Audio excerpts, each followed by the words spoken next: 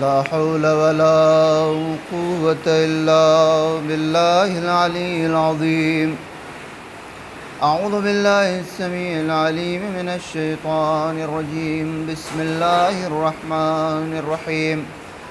الحمد لله الذي بطن خفيات الأمور ودلت عليه أعلام الظهور، ثم الصلاة والسلام وأفضل التحية والإكرام على سيد الأنبياء والمرسلين طه وياسين مولانا ومولى الثقلين جد الحسنين أبي القاسم محمد.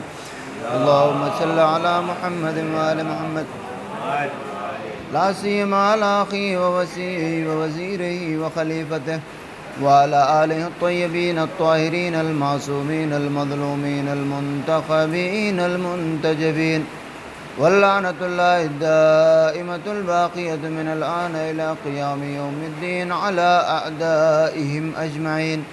أما بعد، فقد قال مولانا الإمام علي بن موسى رضا عليه الصلاة والسلام: بسم الله الرحمن الرحيم. يا ابن الشبيب، إن كنت باكيا فابكِ للحسين فإنه ذبح كما يذبح الكبش. شیخ صلوات پڑھ دے بار محمد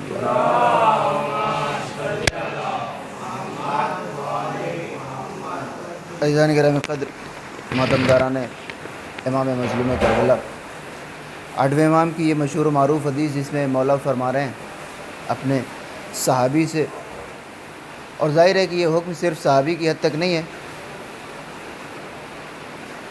یہ ہم تمام کے لیے امام کا حکم ہے، اور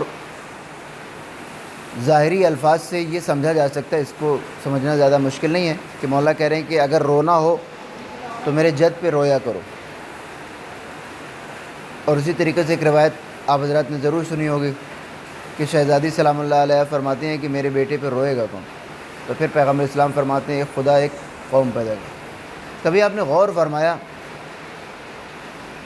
کہ شہزادی سلام اللہ علیہ سے لے کر تقریباً ہر معصوم تک امام حسین اسلام کے اوپر گریہ کرنے والوں کی تمنا کی گئی ہے، یا بعض اوقات حکم دیا گیا ہے کہ ایسے رو جیسے جوان بیٹے کے مرنے پر ضعیف ماں روتی ہے. اور کبھی آپ نے غور فرمایا کہ رونا اور ہنسنا انسان کے جذبات سے تعلق رکھتا ہے، اس کا جو سبب ہوتا ہے وہ انسان کے اندر پیدا ہوتا ہے. آپ کسی کو کہہ کے نہ ہنسا سکتے ہیں نہ رلا سکتے ہیں، شاید ہنسی آ جائے انسان کے کہنے پر زبردستی، لیکن یہ تو دل کی کیفیت اور جذبات کی حالت کا نام ہے. کسی کے کہنے سے نہ کوئی روتا ہے نہ کسی کے کہنے سے کوئی ہنستا ہے. اور اگر ہنس اور رو بھی لے پھر بھی آرڈر دینا تو بالکل عقل میں نہیں آتا کہ کسی سے کہا جائے کہ تم فلاں انسان کے اوپر رو.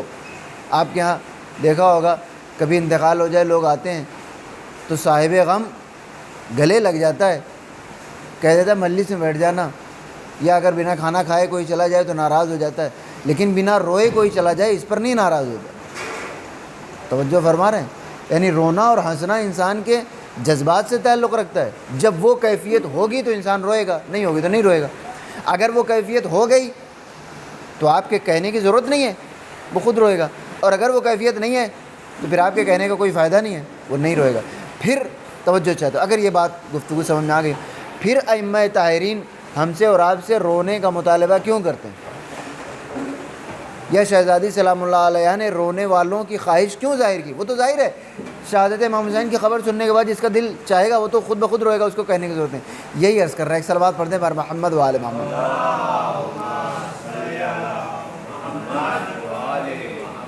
اس کے لیے مقدمے کے طور پر کچھ باتیں ملاحظہ فرما لیں کہ سب سے پہلے خداوند عالم نے جب انسان کو اس دنیا میں بھیجا تو خلقت کا سبب کیا قرار دیا؟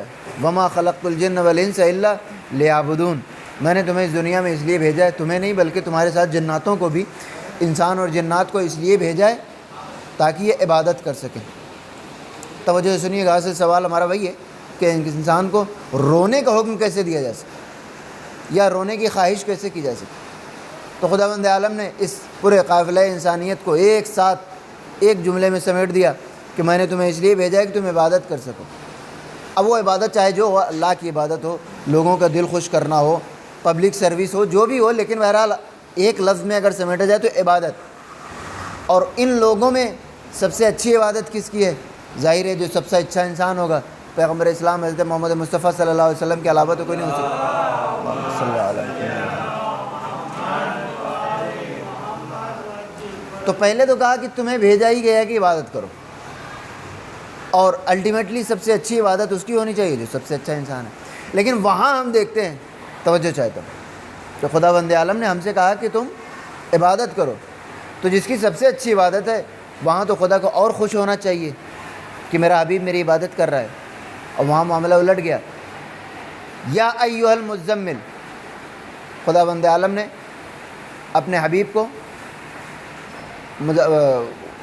مخاطب کرتے ہوئے سورہ مزمل اور سورہ مدثر دونوں میں پیغمبر اسلام کو کہا کہ ذرا آپ نرمی اختیار کریں۔ قم اللیل الا قلیلا نصفہ او انقص منہ قلیلا، راتوں کو آپ بہت زیادہ قیام کیا کرتے ہیں، کم کر دیجئے، نصفہ، آدھی رات کم کر دیجئے، آدھی رات تک، او انقص منہ قلیلا، بلکہ اس آدھی رات میں بھی کچھ کم کر دو۔ توجہ چاہتا ہوں، ایک طرف تو خداوند عالم ہم سے عبادتیں مانگ رہا ہے، دوسری طرف جب خداوند عالم کو اس انسان کی عبادت نظر آئی کہ جو اس کی مخلوقات میں سب سے زیادہ افضل تھا، تو اس کے لیے خداوند عالم کہہ رہا ہے کہ عبادتیں کم کر دو۔ پسندیدہ عمل عبادت، لیکن سب سے اچھی عبادت جس کی، وہاں پر خداوند عالم کہہ رہا ہے کہ ما انزلنا علیک القرآن لتشقی، اے میرے نبی ہم نے آپ کے اوپر یہ قرآن اور شریعت اس لیے نہیں نازل کی کہ آپ پریشان ہو جائیں، آپ اپنے آپ کو مشقت میں ڈال دیں۔ میں کہوں گا میرے معبود، ہم جیسے دو پیسے کی عبادتوں والوں سے تو خود کہہ رہا ہے بار بار کی عبادت کرو، اور جس کی عبادت سب سے اچھی ہے اس سے تو کہہ رہا ہے کہ کم کر دو، بند کر دو، اس کو تو اور حکم ہونا چاہیے، یا کم از کم چپ ہی رہتا۔ عجب نے آواز قدرت آئے کہ جب تک میں عبادت کی فضیلت پر غور کر رہا تھا تو مجھے تمہارے حق میں یہی بہتر تھا کہ تمہیں عبادت کا حکم دے دوں، لیکن جب میں نے اپنے حبیب کی پریشانیوں کو مد نظر رکھا، حبیب کی عبادت اور ان کی تکلیفوں کو ایک ساتھ رکھا، تو میرے حبیب کی محبت نے اس بات پہ مجھے گوارا نہ کیا کہ میری عبادت کے لیے میرا یہ محبوب ترین بندہ اپنی پیشانی پر پسینے کو سجا لے، میری عبادت کے لیے جبین خاطر پیغمبر پہ کوئی شکن پڑ جائے۔ توجہ چاہے تو اس کے علاوہ کوئی اور وجہ نہیں ہے کہ خداوند عالم اپنے حبیب کو منع کر رہا ہے؟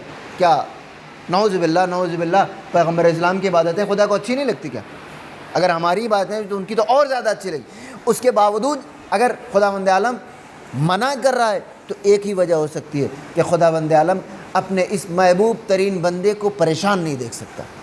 خداوند عالم پیغمبر اسلام کی چہرے پر تھکاوٹ کے آثار نہیں دیکھ سکتا، ان کی نگاہوں میں خستگی کی علامتیں نہیں دیکھ سکتا، اس کے علاوہ کوئی اور وجہ نہیں۔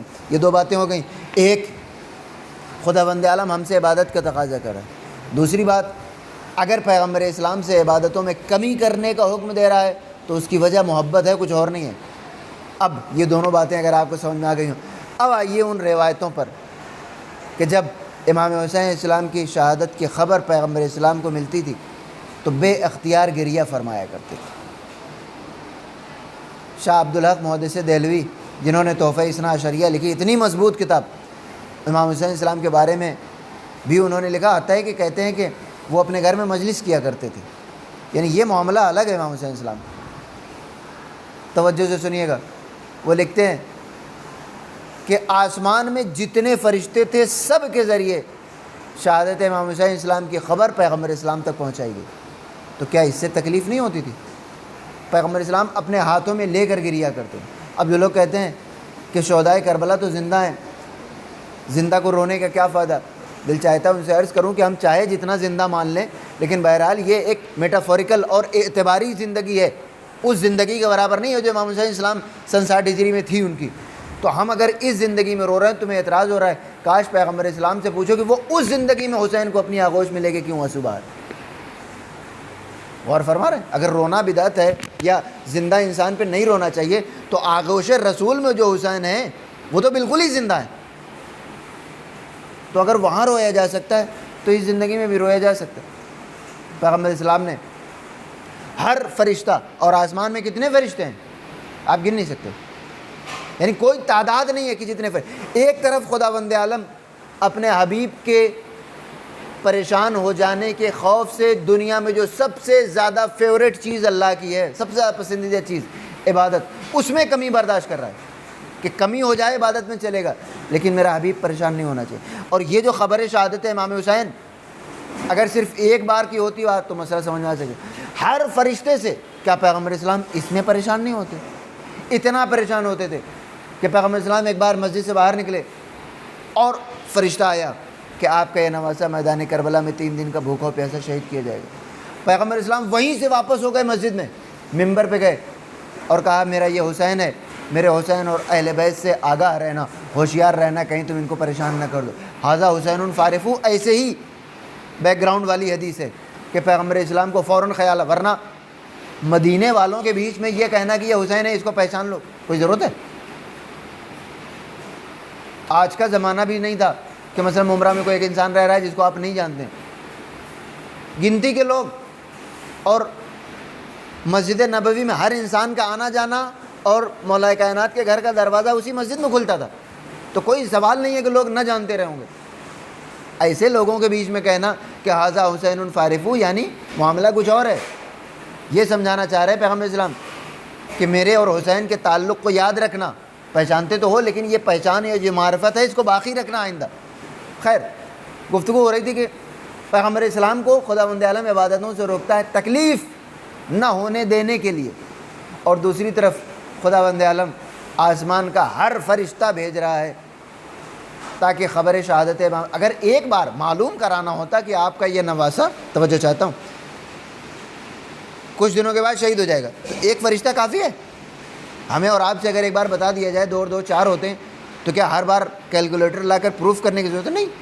عقل مند انسان کو اگر پیغمبر اسلام کو صرف بتانا مقصود ہوتا تو ایک بار کافی تھا، لیکن آسمان کا ہر فرشتہ آ کر بتا رہا ہے اور پیغمبر اسلام اس کے بعد گریہ بھی فرما رہے ہیں۔ اب عزیزان گرامی، دل چاہتا ہے کہ اپنے پروردگار عالم کی بارگاہ میں سوال کروں، میرے معبود ہمیں سمجھ میں نہیں آتا، قرآن میں تو نے بارہا اپنے حبیب کو منع کر دیا عبادتوں سے، حالانکہ وہ عبادتیں تجھے سب سے زیادہ پسند ہیں، اس کے باوجود ہم دیکھتے ہیں کہ شہادت حسین کی خبر بھیج کر بار بار اپنے حبیب کو رلا بھی رہا ہے۔ عجب نے آواز قدرت آئے، جب تک میں نے اپنے حبیب کی پریشانیوں کو مد نظر رکھا میں نے عبادتوں سے منع کر دیا، لیکن جب ثواب گریہ حسین پہ نظر گئی تو میری غیرت نے گوارا نہ کیا کہ دنیا تو اس ثواب سے محروم نہ رہے اور میرا حبیب محروم رہ جائے، لہٰذا جب تک پریشانیوں کی بات تھی حبیب کو روکا جاتا رہا، لیکن جب حسین کی مظلومیت پر آنسو بہانے والوں پر نظر گئی تو میں نے یہ سوچا کہ جہاں پوری دنیا حسین پر آنسو بہانے کا ثواب لے رہی ہے وہیں میرا حبیب اس ثواب سے محروم نہ رہنے پائے۔ ایک صلوات پڑھ دے بر محمد و آل محمد۔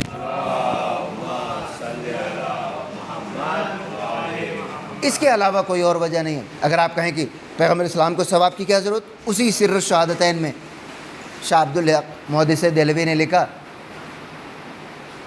ورنہ ایک انسان کے ذہن میں آ سکتا ہے کہ آخر اس ثواب کی ضرورت کیا ہے ان کو، وہ لکھتے ہیں، اور یہ بڑا نام ہے عبدالحق، ان کو شارٹ میں محدث دہلوی کہتے ہیں۔ ایک کتاب ان کی تحفہ اثنا عشریہ ہے جس سے سخت کتاب شیعوں کے خلاف کوئی نہیں، اور یہ سر الشہادت ہے۔ وہ لکھتے ہیں کہ پیغمبر اسلام کو خداوند عالم نے ہر فضیلت تو دی تھی لیکن شہادت نامی فضیلت ان کے دامن میں نہیں تھی، تو خداوند عالم نے اس کمی کو یوں پورا کیا کہ اب تک جس کو بھی شہادت ملتی تھی اصحاب کو یا مومنین کو، شہادت کی 2 قسموں میں سے ایک ہی مل سکتی تھی، ایک ہوتی ہے شہادت سری اور ایک ہوتی ہے جہری، ایک ہوتی ہے مخفی طور پر، ایک ہوتی ہے اعلیٰ اعلان۔ یہ مخفی اور اعلیٰ اعلان کیا ہوتی ہے؟ انہوں نے پھر اس کو ایلیبریٹ کیا، کہا کہ سری شہادت یعنی زہر کے ذریعے اور جہری شہادت تلوار کے ذریعے۔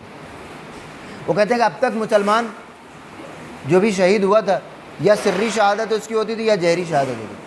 خداوند عالم نے اپنے حبیب کو شہادت تو نہیں دی لیکن اس شہادت والے گوشے کو ایسا کمپلیٹ کیا کہ 2 بیٹے دے دیے یا 2 نواسے دے دیے، ایک کو سری شہادت مل گئی، ایک کو جہری شہادت مل گئی۔ یعنی تاریخ شہادت میں لوگ یہ سوچتے تھے کہ پیغمبر اسلام کے دامن عصمت میں شہادت نامی گوہر نہیں ہے، خداوند عالم نے اس کمی کو ایسا پورا کیا کہ جو کسی شہید کے پاس نہیں ہے۔ کوئی بھی یا سری طور پہ شہید ہو سکتا ہے یا جہری طور پہ شہید ہو سکتا ہے۔ پیغمبر اسلام کو خداوند عالم نے 2 نواسے دے کر پیغمبر اسلام کے دامن کردار میں سری شہادت بھی ڈال دی اور جہری شہادت بھی ڈال دی۔ ایک صلوات پڑھ دے بار محمد و آل محمد۔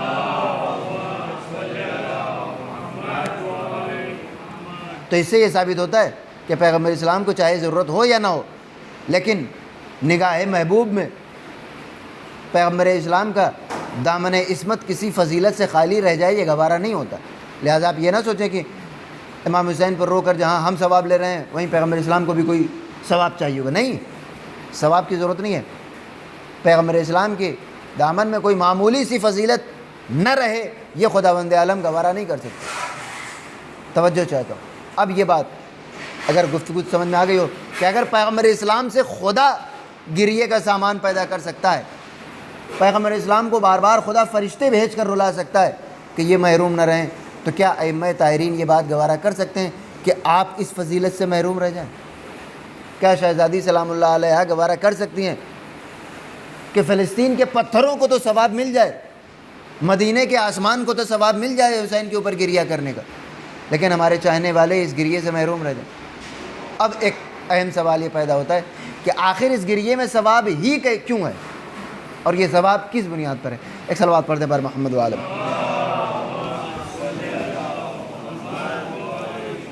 اس کو سمجھنے کے لیے جانے گرامی آپ کو خداوند عالم کا نظام عدالت سمجھنا پڑے گا۔ نظام عدالت کیا ہے؟ نظام عدالت یہ ہے کہ مظلوم کی آہ مظلوم کے خون سے زیادہ اثر انداز ہوتی ہے۔ ظالم، ایک جملہ مشہور ہے، حتیٰ کہ لوگ اس کو حدیث سمجھتے ہیں، حدیث نہیں ہے، کہ یبقى الحکم مع الکفر ولا یبقى مع الظلم۔ حکومت کفر کے ساتھ تو باقی رہ سکتی ہے لیکن حکومت ظلم کے ساتھ باقی نہیں رہ سکتی، اور یہ بہت مشہور جملہ ہے۔ اس کا مطلب کیا ہوا کہ خداوند عالم کی عدالت کا تقاضا ہی ہے۔ اور آپ دیکھیں، تاریخ اٹھا کر دیکھ لیں، ظالم کبھی بھی زیادہ دن تک رہ نہیں پایا۔ ظلم 100 سال، 150 سال، 200 سال، ہماری ہندوستان کا کیپٹل دلی، ہر 100 سال میں ایک آفت اس کے اوپر آ جاتی ہے۔ کیوں؟ کیونکہ جب پہلا بادشاہ یا حاکم ظلم کرنے لگتا ہے تو خداوند عالم اس کو تبدیل کر دیا کرتا ہے۔ وَلَن تَجِدَ لِسُنَّتِ اللَّهِ تَبْدِيلًا۔ ایک خداوند عالم کی شریعت ہے اور ایک خداوند عالم کا قانون فطرت ہے۔ تو قانون فطرت اپنا حکم لگاتا رہتا ہے۔ قانون فطرت یہ ہے کہ ظلم کرنے والا کبھی باقی نہیں رہتا اور مظلوم کا حمایت کرنے والا ہمیشہ باقی رہتا۔ آپ غور فرمائیں، کوئی ایک انسان ہو، اپنے علاقے میں آپ آزما لیجیے گا، کوئی ایک انسان ہو، اس کے اوپر پورا محلہ ظلم کر رہا ہے، ہر انسان ظلم کر رہا ہے، لیکن ایک نہ ایک انسان آپ کو مل جائے گا جو اس مظلوم کا حامی ہوگا۔ توجہ چاہتا ہوں۔ اور وہی انسان قیامت کے دن اللہ دلیل کے طور پر پیش کرے گا بقیہ ان لوگوں کے لیے کہ جو ظلم کا ساتھ دے رہے تھے۔ کسی بلڈنگ میں مثلا ہر انسان نماز صبح نہیں پڑھتا، لیکن ایک بندہ کم از کم آپ کو مل جائے گا جو نماز صبح پڑھتا ہے۔ کسی علاقے میں ہر انسان مثلا فلاں قسم کا گناہ کریں، لیکن ایک نہ ایک انسان آپ کو مل جائے گا جو گناہ نہیں کرے۔ یہ ہے قانون فطرت۔ خداوند عالم اتمام حجت کے لیے ایک انسان کو رکھتا ہے، اسے مولا کائنات نے اور کبھی کبھی یہ چیز، یہ خداوند عالم کی حجت انسان کے بجائے نعمت ہو جاتی ہے۔ نہج البلاغہ مولا ارشاد فرماتے ہیں کہ جب دیکھو کہ تمہارے گناہوں کے باوجود خداوند عالم تمہارے اوپر نعمتیں نازل کیے جا رہا ہے، فاحذر ہو، تو یہ اللہ سے ڈرنے کا مقام ہے، کیونکہ یہ نعمتیں قیامت کے دن اتمام حجت بن جائیں گی۔ خیر، میں عرض کر رہا تھا کہ خداوند عالم کا قانون فطرت ہے کہ ظالم کا ساتھ دینے والا مٹ جاتا ہے اور مظلوم کا ساتھ دینے والا ہر زمانے میں چاہے تھوڑی ہی تعداد ہو لیکن باقی رہتا ہے۔ اب اگر آپ ظالم کے ساتھ ہیں تو چاہے وہ 42 ملکوں والی خلافت کا بادشاہ ہی کیوں نہ ہو، ایک نہ ایک دن آپ کا نام و نشان مٹ جائے گا۔ لیکن اگر آپ مظلوم کا ساتھ دیتے ہیں تو چاہے آپ 90 برس کے حبیب ابن مظاہر ہی کیوں نہ ہو، آپ کو خداوند عالم کی طرف سے وہ جذبہ دیا جاتا ہے جو دنیا کے جوانوں کے اندر بھی نہیں پایا جاتا۔ ایک صلوات پڑھ دے بر محمد و آل محمد۔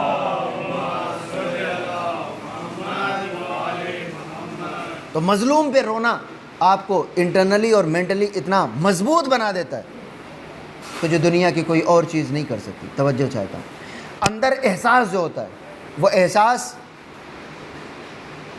ایک جملہ عرض کر دوں کہ دنیا والے جو قانون بناتے ہیں، جو کانسٹیٹیوشن یا لیجسلیشن ہوتا ہے، وہ آن پیپر مسلمانوں سے بھی اچھا ہے بعض جگہوں پر، لیکن اندر سے کوئی آواز اس میں نہیں رکھی گئی. اب ظاہر سی بات ہے دنیا والے انسان کے دل پہ کیسے حملہ کر دیں گے، لہٰذا آن پیپر بھی وہ قانون بنا سکتے ہیں. نتیجتاً ہم دیکھتے ہیں کہ جب تک انسان کا موڈ ہے وہ اس قانون کو مانتا ہے، جس دن اس کا ارادہ بدلا نہیں مانتا. جنتر منتر پہ کتنے پلے کارڈ اٹھا کر لوگ احتجاج کرتے ہیں. تو کیا جرم ختم ہو گئے؟ نہیں ختم ہو گئے. کیوں؟ کیونکہ جرم کے خلاف آپ باہر سے سزا اور جزا کا اعلان کرتے ہیں. تو باہر سے جزا اور سزا کا اعلان جب تک کام کرے گا، جس دن اس کے اوپر کام، مثلا آپ کہیں کہ میں 1,000,000 روپے آپ کو دوں گا فلاں کام پر، ٹھیک ہے، وہ ہم جیسے غریبوں کے لیے تو اٹریکٹیو ہوگا، لیکن وہ انسان کی جس کے پاس پہلے سے 1 بلین ہے اس کے لیے وہ جزا کام نہیں کرے گی. اسی طریقے سے سزا، آپ کہیں تمہیں 6 مہینے جیل میں رکھ دیں گے، تو مثلا آپ جیسے صاحبان عزت، آپ کے لیے 1 دن کی جیل بھی موت کے برابر ہے، لیکن مجھ جیسے افراد کہ جن کی کوئی عزت نہیں، ان کو 6 مہینے کا 6 سال آپ جیل میں رکھ دیجیے. تو اس کا مطلب کہ جزا اور سزا دنیا کی نہ سب کے اوپر نافذ کی جا سکتی ہے اور نہ سب کو ڈرا سکتی ہے، نہ سب کو تشویق دلا سکتی ہے، لیکن اسلام نے جزا اور سزا اندر سے رکھی. اور فرما رہے ہیں نہ جنت آپ نے دیکھی. بعض اوقات لوگ سوال کرتے ہیں کہ جنت اور جہنم جو ہم نے دیکھی نہیں تو فائدہ کیا؟ میں کہتا ہوں اس کا سارا مزہ ہی ہے کہ آپ نہ دیکھیں.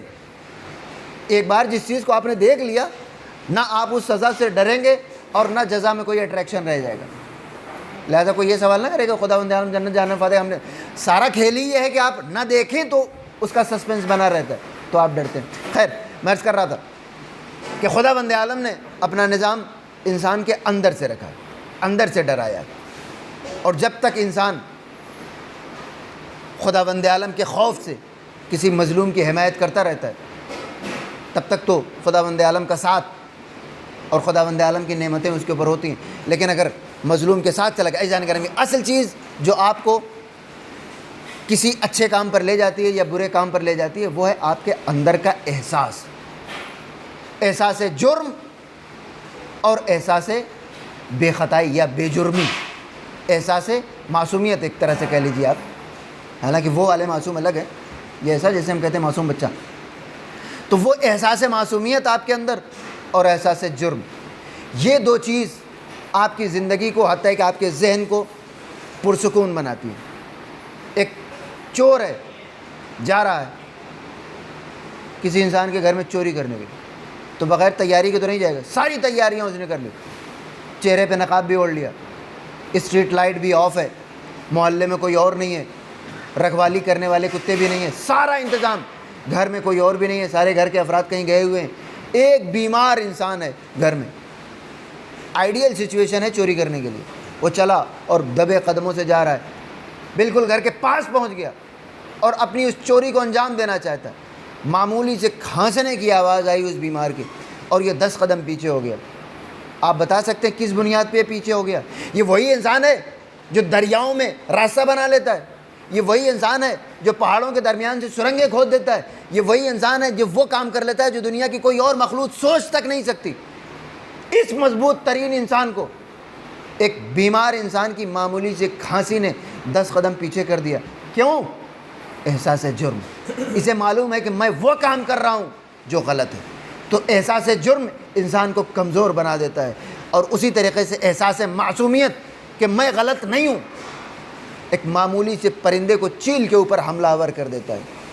ایک معمولی سی مرغی جو بلیوں سے ڈر کے بھاگ جایا کرتی تھی، ایک وقت وہ آتا ہے کہ وہ اسی بلی پہ حملہ آور ہو جاتی ہے. کیوں؟ اس کو اس بات کا خیال ہے کہ میں اپنے بچوں کی حفاظت کر رہی ہوں، توجہ چاہتا ہوں. تو احساس جرم انسان کو کمزور کر دیتا ہے، اور احساس معصومیت یا احساس حقانیت انسان کو مضبوط کر دیتا ہے. اگر آپ کو معصومین رونے کا حکم دے رہے ہیں، اگر آپ کو ائمہ طاہرین امام حسین علیہ السلام کی مجلسوں تک آنے کا حکم دے رہے ہیں، تو کوئی اور وجہ نہیں ہے، وہ آپ کے اندر وہی احساس حقانیت پیدا کرتے ہیں کہ جو انسان کو سب سے زیادہ مضبوط ترین انسان بنا دیتا ہے. ورنہ یزید کے پاس بھی آپ جائیں تو آپ کو کوئی نقصان نہیں ہوگا، ظالم کے پاس بھی آپ جائیں تو دنیا میں آپ کو کوئی نقصان نہیں ہوگا، لیکن احساس جرم آپ کو کمزور کر دے گا. تو معصومین اگر آپ کو آنسو بہانے کا حکم دیتے ہیں، مجلسیں برپا کرنے کا حکم دیتے ہیں، حالانکہ دنیا میں بظاہر اس کا کوئی فائدہ نظر نہیں آتا، آپ کی انرجی، وقت، پیسہ یا بہت سارا مین پاور سب جا رہا ہے، واقعی جا رہا ہے، ایسا نہیں ہے. کہ اگر آپ مثلا یہاں بیٹھیں تو 1 گھنٹہ آپ کا نہیں لگ رہا ہے، اس کے باوجود کوئی چیز تو ہے کہ جو ائمہ طاہرین آپ کو حکم دے رہے ہیں تاکہ تمہارے اندر احساس جرم کے بجائے احساس حقانیت پیدا ہو، تم کمزور بننے کے بجائے مضبوط انسان بنو۔ ایک صلوات پڑھ دے بر محمد و آل محمد۔ یہ وجہ ہے کہ امام حسین علیہ السلام نے اپنے اصحاب کی ایسی تربیت کی تھی کہ جب بھی مسئلہ کچھ پیش آتا تھا تو وہ یہی سوال پوچھتے تھے کہ مولا ہم حق پر ہیں؟ کیوں نہیں؟ کہ جب حق پر ہیں تو پھر ہمیں کوئی مسئلہ نہیں، یعنی بس ایک حق پر ہونے کا کنفرمیشن ہونا چاہیے تھا، اس کے بعد کی کوئی منزل ان کے سامنے پوشیدہ نہیں تھی۔ ہم اور آپ ہیں، ہمیں بتا دیا جائے کہ فلاں راستہ حق ہے، اس کے باوجود ہمارے 15 مسئلے ہوتے ہیں اس راستے پر چلنے والے، لیکن اصحاب امام حسین علیہ السلام نے امام حسین علیہ السلام سے یہ کبھی نہیں کہا کہ گلا کٹ جائے گا تو ہمارے گھر والوں کا کیا ہوگا، ہم اس دنیا میں نہیں رہیں گے تو ہمارے محلے والوں کا کیا ہوگا، نہیں، صرف ایک سوال، ہم اس حق پر ہیں یا نہیں ہیں؟ اگر حق پر ہیں تو پھر اس کے بعد کی کوئی منزل اصحاب امام حسین علیہ السلام پر پوشیدہ نہیں تھی۔ ہمیں بھی کوشش کرنی چاہیے کہ اپنے آپ کو اس منزل تک پہنچا لیں کہ ہمیں صرف یہ معلوم کرنا رہے کہ فلاں راستہ حق ہے یا نہیں ہے، اس کے بعد کا کوئی مسئلہ ہمارے لیے پوشیدہ نہیں ہونا چاہیے۔ اور اصحاب امام سے کل کی مجلس میں نے عرض کیا تھا کہ امام معصوم کو آپ کہہ سکتے ہیں کہ کہاں وہ کہاں ہم، لیکن غیر معصومین کو تھوڑی آپ کچھ کہہ سکتے ہیں کہاں وہ کہاں ہم، وہ تو آپ کو کرنا پڑے گا۔ عمار یاسر اور میثم تمار نے جو کیا وہ تو آپ کو کرنا پڑے گا، اگرچہ موقع نہیں ہے، اگرچہ آپ نہ کر پائیں، لیکن جذبات تو اتنے مضبوط ہونے چاہیے کہ آپ وہ کر لے جائیں، اور اگر وہ جذبہ نہیں ہے تو کسی تکلف میں نہ رہیے گا۔ امام حسین علیہ السلام نے اپنے نزدیکی ساتھیوں کو بھی دور کیا، حتیٰ یہ کہ امام حسین علیہ السلام جب مدینے سے چل رہے تھے تو وہاں پر سب سے زیادہ آپ کے یقینی، کیا کہتے ہیں اس کو، بھروسے مند لوگ تھے۔ کوفے والوں کو بارے میں کچھ نہیں پتا تھا، مدینے میں تو آپ کے اصحاب باوفا موجود تھے، ہزاروں افراد ایسے مل جاتے، لیکن آپ نے کتنوں کو ساتھ رکھا؟ 82 افراد 82 افراد تو ہماری مجلس میں ہو جاتے ہیں، یعنی بھرے ہوئے مدینے میں سے ایک بھی انسان ایسا نہیں ہے جو امام حسین علیہ السلام کا ساتھ نہ دے رہا ہوا یا امام حسین علیہ السلام کا مخالف ہو، لیکن اس بھرے ہوئے مدینے میں صرف 82 افراد۔ اس کا مطلب کہ بارگاہ معصوم میں کوئی تکلف نہیں چلتا، کوئی دوستی رشتہ داری نہیں چلتی۔ اگر آپ ان کے ہم خیال ہیں بسم اللہ، اور اگر آپ ان کے ہم خیال نہیں ہیں تو بھی بسم اللہ، کوئی تکلف نہیں ہے۔ ایک چھوٹی سی چیز میں عرض کرتا چلوں، ایک صلوات پڑھنے پر محمد و آل محمد۔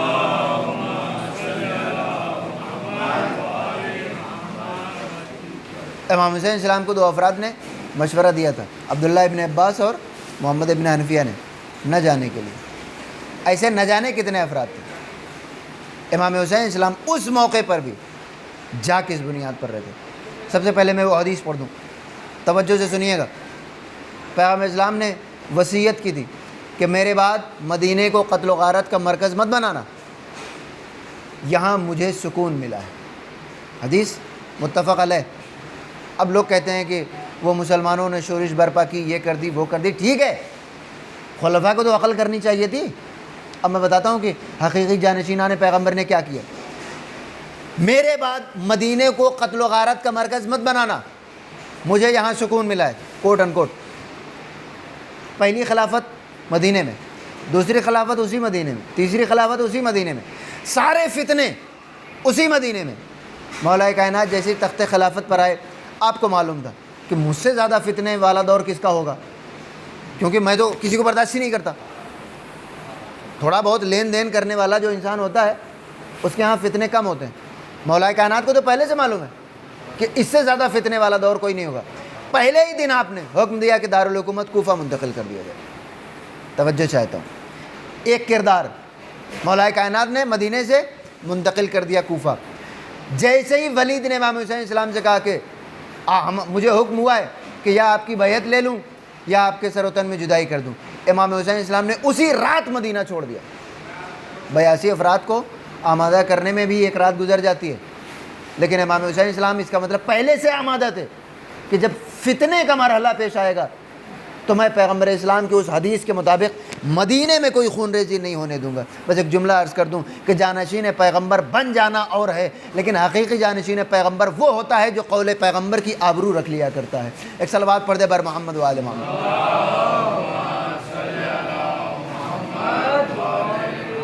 غور فرما رہے ہیں آپ ملا لیجئے کردار کو کردار سے. احساس حقانیت کہاں ہے اور احساس جرم کہاں ہے؟ احساس جرم رکھ کر آپ وقتی طور پہ تو کامیاب ہو سکتے ہیں، حالانکہ اس کی بھی کوئی گارنٹی نہیں ہوتی. آپ بڑے بڑے احساس جرم رکھنے والوں کی بایوگرافی پڑھیں یا ان سے جا کر انٹرویو لے لیں، آخر میں ان کو یہی لگتا ہے کہ سب کچھ برباد کیا. تو امام حسین اسلام نے کوئی ایک عمل بھی ایسا، چلیے امام حسین سے امام معصوم تھے، ان کے ساتھیوں نے کوئی ایک عمل بھی ایسا نہیں کیا کہ جس پر کسی تاریخ لکھنے والے کی نظر پڑ جائے کہ ہاں یہ کام عصمت کے خلاف ہوا ہے. بس ایک جملہ پوری ذمہ داری کے ساتھ اور ربط مصائب. آپ لوگ ذرا پہلے تشریف لایا کریں کیونکہ 1:30 بجے ٹھیک مجلس شروع ہو جاتی ہے، اور سب سے بڑا مسئلہ یہ ہے کہ 45 منٹ سے کم میں گفتگو مکمل نہیں ہوتی، اور 45 منٹ سے زیادہ کے بعد مکمل ہو جائے تو بھی کوئی فائدہ نہیں رہتا. تقریباً انسان نیند میں رہتا. ہم لوگوں کی بھی کلاس ہوتی تھی 2-2:30 بجے، تو ہم تو سوتے ہی نہیں تھے کہ اٹھنا جنگ کرنے کے برابر ہوتا ہے اس موقع پر، اور اتفاق سے اسی موقع پر آپ حضرات کو مجلس سننی پڑتی ہے. بہرحال کوشش کریں کہ انشاءاللہ 1:30 بجے ٹھیک آ جائیں تاکہ 2:15 بجے ٹھیک مجلس تمام ہو جائے. ایک صلوات پڑھ دیں پر محمد و علیہ.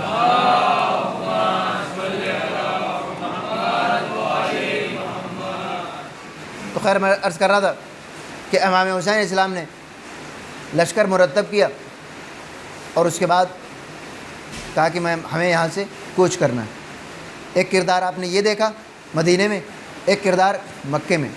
عبداللہ ابن زبیر کا اگر آپ نے نام سنا ہو، واقعی کربلا کے 2 سال کے بعد مدینے میں حملہ ہوا.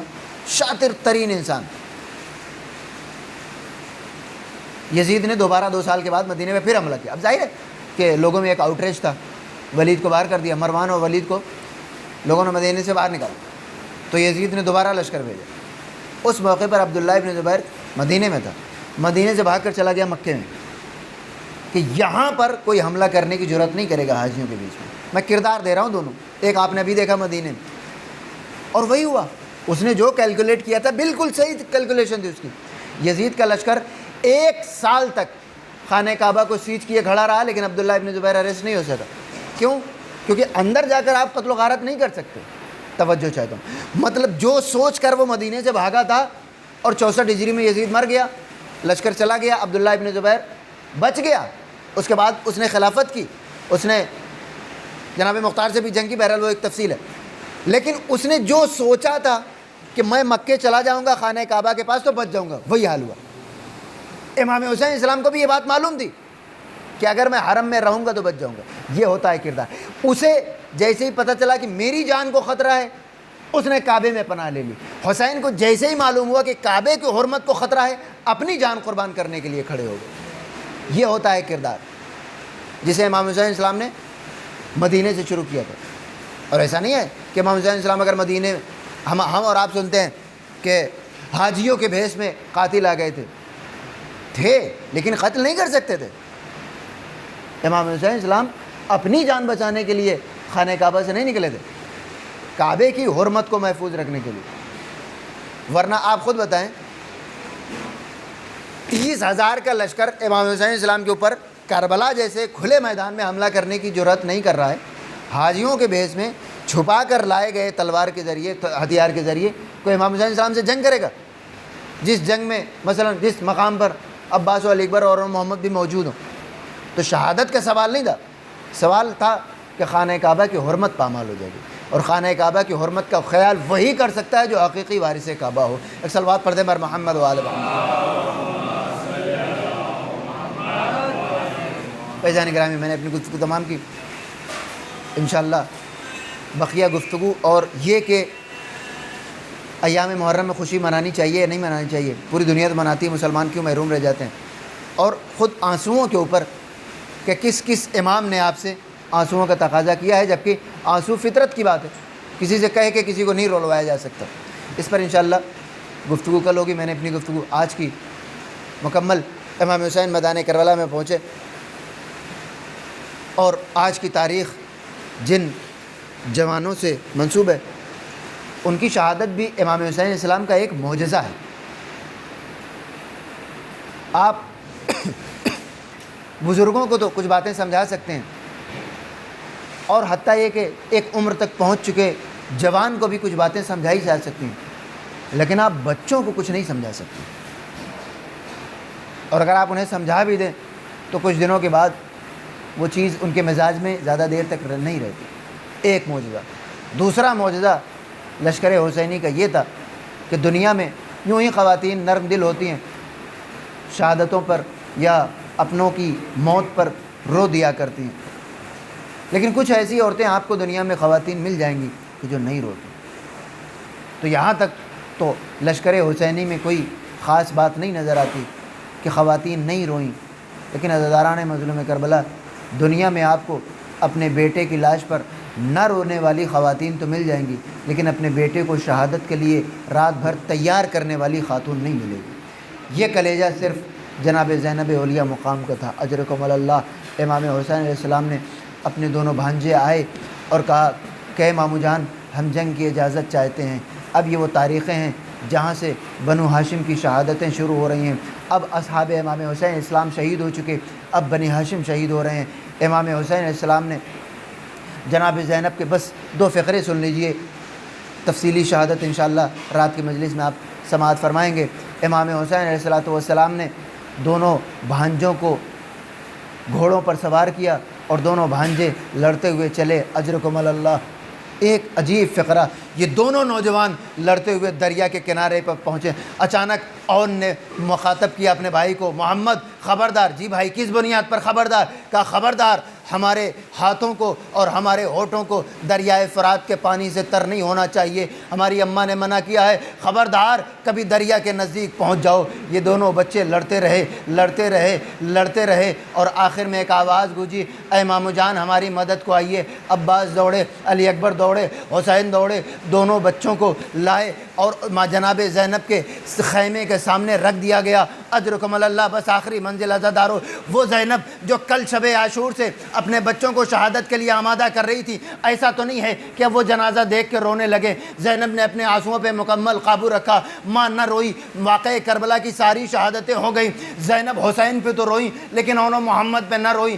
سارے واقعات ہو گئے۔ سرزمین شام میں زینب کو رونے کے لیے ایک مکان دیا گیا، اس مکان میں بھی زینب حسین کو روئی، اونو محمد کو نہ روئی۔ یہ قافلہ واپس کربلا آیا، کربلا میں سارے شہداء پہ گریہ ہوا، حسین پہ روئی، اونو محمد پہ نہ روئی۔ لیکن جب یہ دکھیاری ماں سرزمین کربلا سے مدینے کی طرف واپس آئی، مدینے میں نانا کے روضے پہ بھی بھائی کے اوپر گریہ کیا، اونو محمد کو نہ روئی۔ لیکن جب اپنے گھر پہنچی، اجرکم اللہ، بچوں کے بستر نظر آئے، زینب نے اپنے آپ کو اونو محمد کے بستر پہ گرا دیا۔ اے میرے بچوں معاف کرنا، تمہاری ماں اتنی غریب تھی کہ اپنے غریب بچوں کی شہادت پہ ساری تاریخ کربلا گزر گئی، لیکن زینب اونو محمد پہ نہ رو سکی۔ اے میرے بچوں معاف کر دینا، اب یہ ماں تمہارے اوپر آنسو بہائے گی، اب دکھیاری ماں اپنے بچوں کا ماتم کرے گی۔